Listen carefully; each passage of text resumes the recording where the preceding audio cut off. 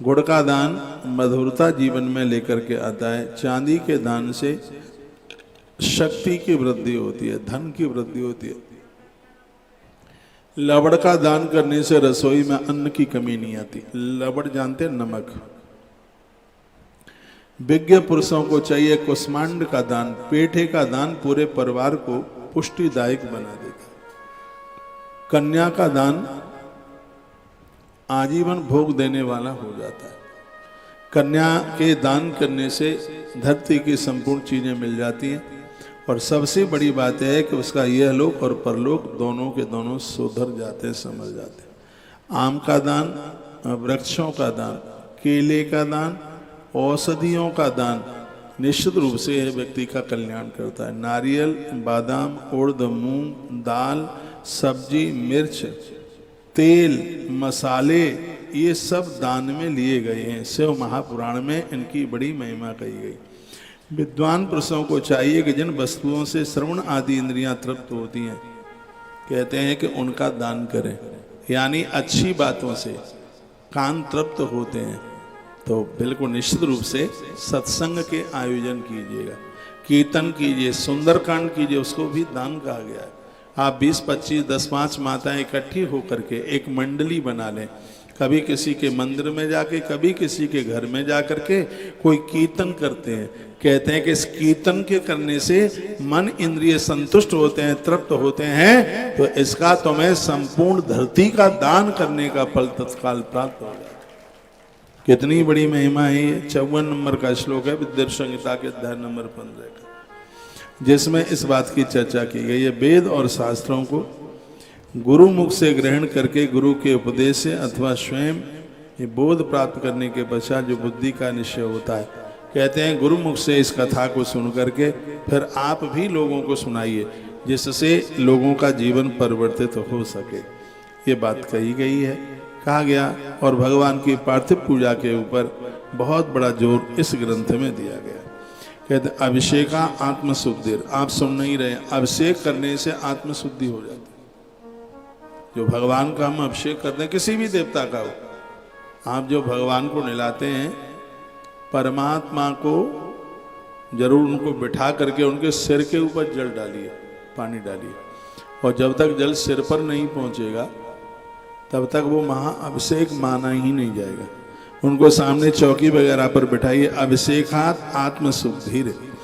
कहते हैं देवताओं का अभिषेक करने से आत्मशुद्धि होती है। अंदर की घृणाएं, कलहताएं सब खत्म हो जाता है। ये भगवान को स्नान कराने की, अभिषेक करने की इतनी बड़ी महिमा है। और जब उनको आप गंध लगाते हैं, यहाँ से जो गंध दी जा रही है आपको डिब्बी में, ये 100% असली है। इसमें हल्दी का प्रयोग करके इसको तैयार किया गया है। और आत्मशुद्धि गंध के द्वारा पुण्यों की प्राप्ति होती है। भगवान को जो भोग लगाते हैं, ये लिख लीजिएगा कागज में, इससे आयु बढ़ती है। आयु तृप्तश्च नैवेद्यात्। नैवेद्य यानी भगवान का भोग। यहाँ की कोई बात नहीं है। कहीं भी आप कथा में जाएं, यदि आप गांवों की परंपरा से जुड़े हैं, गांव का आदमी भले ही कितना गरीब हो, कथा में जाएगा, माताएं जाएंगी तो हाथ में कुछ न कुछ प्रसाद लेकर के जाएंगे। केला ले जाएंगे, तरबूज, कलीना ले जाएंगे, खरबूजा ले जाएंगे। कुछ नहीं तो आटे को भून भान करके और उसकी पंजीरी बना करके ले जाएंगे। एक लुटिया में दही में थोड़ा मीठा डाल करके चरणोदक ले करके जाएंगे। परंपराएं आप देखिए, वो खाली हाथ से नहीं जाते। जो बने सो बने, कथा में जाएं, उसमें कुछ प्रसाद के रूप में लेके जाएं। क्यों लेके जाएं? आयु तृप्तश्च नैवेद्यात्। शिव महापुराण में लिखा है, जो आप भोग लेकर के जा रहे हैं, इससे तुम अपने परिवार की उम्र बढ़ा रहे हो, अपने परिवार का आयुष्य बढ़ा रहे हो। इतनी बड़ी में धूपादर्थ ममाप्यते। जो भगवान को तुम धूप जलाते हैं, इससे तुम्हारा अर्थ बढ़ता है। दिया जलाते हैं, इससे तुम्हारा पैसा बढ़ता है। पूजा में जितना दिए का महत्व है, उतना ही धूप का महत्व है। बांस का डंठल मन जलाया करो। बांस जलाने से वंश वृद्धि खत्म होती है। अगरबत्ती का कोई मंत्र हमारे ग्रंथों में नहीं है, लेकिन धूप का ग्रंथ है।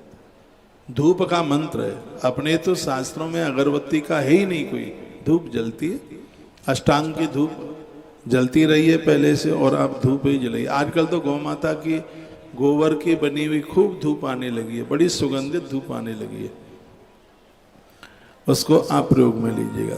दीप ज्ञान ममाप्नोति, ये धूप की बात आप सुन रहे हैं, समझ में आ रहा होगा, सुबह शाम ये आप बिल्कुल कर सकते हैं। दीप ज्ञान ममाप्नोति, दीप जलाने से ज्ञान बढ़ता है, बुद्धि बढ़ती है, विवेक बढ़ता है, विद्या चल करके आती है, धन चल करके आता है, सम्मान चल करके आता है।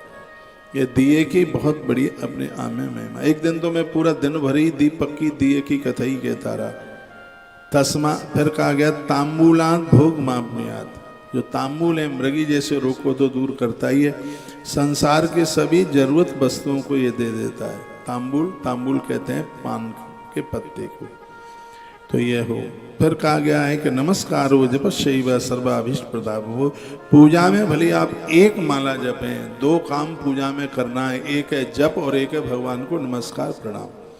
आरती से पहले भी कीजिए और आरती के बाद भी कीजिए, भगवान को प्रणाम कीजिएगा। तो नमस्कार हो जप शैव सर्वाभीष्ट प्रदाप हो, अभिष्ट कार्य कर देते हैं। नमस्कार और जप ये दोनों संपूर्ण अभिष्ट फल को देने वाले, तुम जो चाहोगे वही मिल जाएगा। भगवान को प्रणाम करने से 100 यज्ञ करने का फल प्राप्त होता है। तो नमस्कार हो जप शैव, जप की तो महिमा अनंत गुनी है, बहुत ज्यादा। जो लोग इसमें विश्वास रखते हैं, मैं ज्यादा समय की बात नहीं करता, 6 महीने में कोई भी अपने जीवन को बदल डालेगा।